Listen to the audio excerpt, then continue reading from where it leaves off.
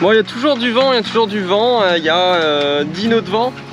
On est au portant, c'est-à-dire qu'on est à 120 degrés du vent, hein. Le vent nous vient de l'arrière tribord. Et pour l'instant, moi là j'ai beaucoup bossé aujourd'hui, j'ai fait pas mal de montage. Parce qu'il faut bien en faire de temps en temps. En ce moment j'avais tendance à me baigner, filmer et pas faire de montage. Et c'est pas bon, c'est pas bon. Du coup voilà, là je me suis remis à faire du montage aujourd'hui, mais il fait chaud à l'intérieur. Et surtout j'ai lancé le drone, chose que je faisais plus parce que en fait ce que vous savez pas c'est que le drone c'est un peu compliqué. Quand on le lance du bateau, ben faut déjà au lancer, faut faire gaffe. Mais bon, le plus chiant c'est de le ramener. Quand on le ramène là, faut être deux déjà, c'est sûr qu'il faut être deux. Donc moi je pilote le drone, je l'amène vraiment vers les haubans. Et Céanie elle prend des gros gants là, de jardinage anti-coupure et elle le chope au vol, mais c'est quand même, ça reste assez chaud quoi. Donc le stress et la flemme aidant, je le faisais plus. Et je me suis dit c'est quand même trop bête d'avoir un drone et de pas s'en servir. Donc je viens de faire des jolies petites images de drone. Et c'est vrai que le bateau il est trop beau quoi, quand il est sous voile, c'est super beau en vision de drone. Allez, je me fais un petit apéro sur le bateau. C'est parti. Non. Pour nous deux. Hop, hop, hop. Non. C'est marrant, je me suis mis à l'avant, là il y a très peu de vent, hein, donc du coup la mer est super calme, c'est tout plat, tout doux. Et on traverse des bancs de petites méduses off au plat, enfin petites, elles sont quand même assez grosses, hein. Mais c'est mignon, c'est joli tout plein. Faut savoir qu'il n'y a pas toutes les espèces de méduses qui sont urticantes, par exemple les poumons de mer, elles sont très peu urticantes, ça va pas vous brûler comme les petites violettes là. Donc j'ai mis mon masque, je vais les surveiller que je me fasse pas pigeonne.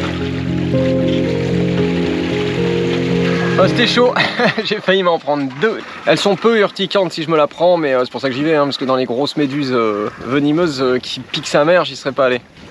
Mais là, bon, au pire, je m'en prends une, ça va me picoter un peu, quoi. C'est pas très grave. Bon, pour l'instant, on continue, on est toujours au portant, ça avance pas très vite, mais c'est pas grave, on profite. Aujourd'hui, on profite, on se repose.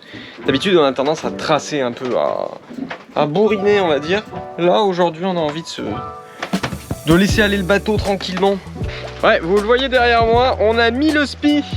On a mis le spi parce que le vent vient au 120 et qu'il n'y a plus beaucoup de vent. Et donc le spi, c'est notre arme pourquoi il n'y a plus beaucoup de vent. On avance quand même beaucoup mieux qu'avec le génois seul et en plus c'est plus joli. Voilà, du coup le spi, il y a quoi? Il y a 5 nœuds de vent à l'arrière et on avance quand même à 4 nœuds. C'est fou, on avance aussi vite que le vent. Wouh. Bon, avec ce magnifique coucher de soleil vient aussi le coucher du vent. On se sera bien battu au vent, au spi, au génois toute la journée. On a quand même super bien avancé. Et là on met un peu le moteur pour avancer encore. Le but c'est de remonter l'Espagne assez vite. Parce que, enfin assez vite, non, on n'est pas pressé, mais il faut qu'on rentre pas trop tard. Coucou, et ouais, je suis bien à l'avant du bateau. Alors attention, j'ai le harnais, je suis accroché. Alors d'habitude je le fais pas, c'est pas vraiment à faire. C'est pas un exemple à suivre que de se foutre à l'avant. Pourquoi je fais ça? Parce que de l'arrière j'avais une mauvaise visibilité. Aujourd'hui la nuit est bien noire et donc on voit pas grand chose. Et donc à l'avant je vois beaucoup mieux. Ceci dit, faut pas que je tombe. Alors du coup pour pallier à ça en mode sécurité, en fait je parcours pas le bateau. Ce que je fais c'est que je descends directement dans le hublot avant, ce qui fait qu'en fait je suis attaché, je descends et une fois que je suis dans la cabine, je suis en sécurité, je me détache avec le bras et je rentre dans la cabine. Voilà. Si j'ai besoin d'aller à l'arrière, ben je vais descendre, aller à l'arrière, remonter. Voilà, tout simplement.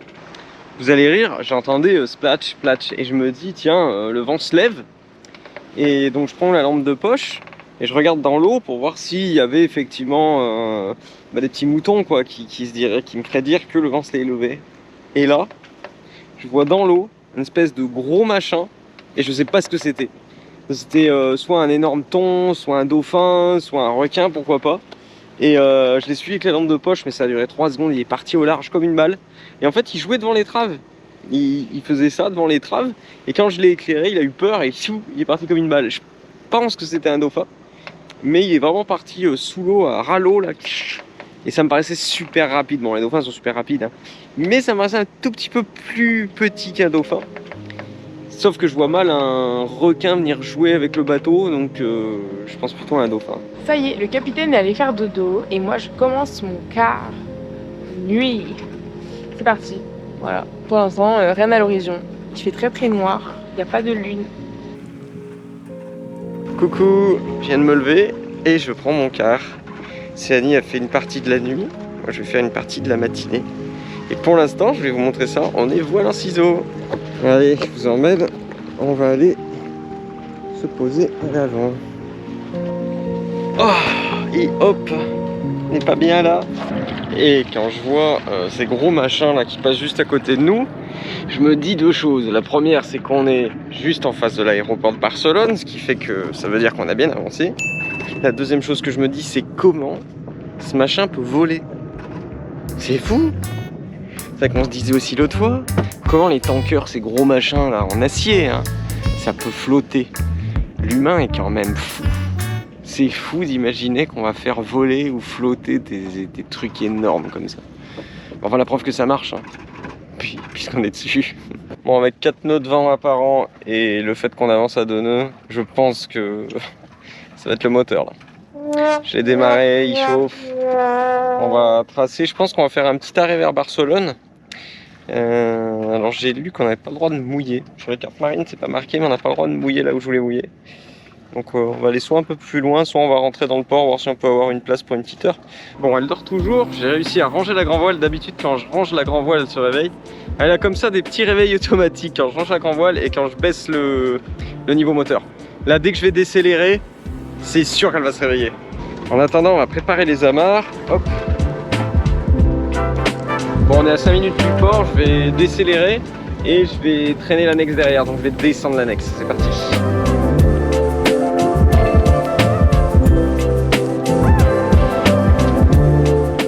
Ils ont accepté qu'on reste pour 2 heures. C'est vrai? Ouais. Mais non! Et en plus c'est gratuit. Mais non! Et si. Genre. Ouais. Et franchement, ce club au top. À l'essence, il est arrivé, il a couru pour nous aider. Il a tout accroché. Il nous a dit tout est bon. Enfin franchement, il nous a tendu le truc d'essence. Enfin franchement génial. Après ils nous ont donné une place. Ils nous ont dit vous avez rien à payer pour 2 heures. Vous voyez ce yacht? Vous voyez ce deuxième yacht? Tada! C'est un autre yacht, voilà. Corail.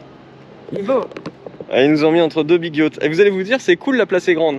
Mais, quand vous arrivez à une place comme ça, la première chose moi que je me dis, c'est que j'ai pas intérêt à me louper. Parce que vu que leur annexe, elle coûte, bon, pas le prix de Corail, mais quasiment, imaginez le prix du bateau, quoi. Donc, vous avez pas intérêt à taper, hein. Amour, on a 2 heures, donc faut bien les utiliser. Ouais. Alors voilà, pendant que toi tu nettoies le bateau, tu nettoies le pont, moi je vais me baigner à la plage. Non, je pense qu'on va pas faire comme ça. Non. Ensuite, tu fais les pleins d'eau, tu ranges l'intérieur, pendant ce temps je vais au restaurant. Et après on repart, ça te va? Je pense qu'on va inverser, parce que toi tu es capitaine, donc c'est à toi de faire toutes ces tâches. Non, moi je donne les ordres en tant que capitaine. Aïe, je donne les ordres, je te dis. Alors tu vas nettoyer le pont du bateau, puis c'est tout. Oh, il fait une chaleur à tomber. Alors d'habitude moi j'aime la chaleur, hein. Je suis quelqu'un, j'adore la chaleur et je crains pas du tout la chaleur. Mais là, c'est une chaleur à mourir. Bon, on est allé se baigner. Maintenant, petit resto.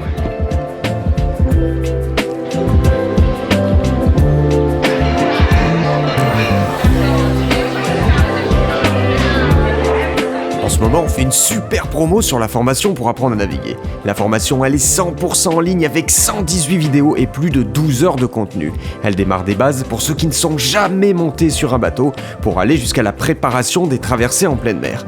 On a aussi créé des guides et des coachings personnalisés. Vous les retrouverez sur notre site internet www.voiliercorail.com. On vous met le lien dans la description de cette vidéo. Quant à moi, je vous dis salut les copains et à bientôt.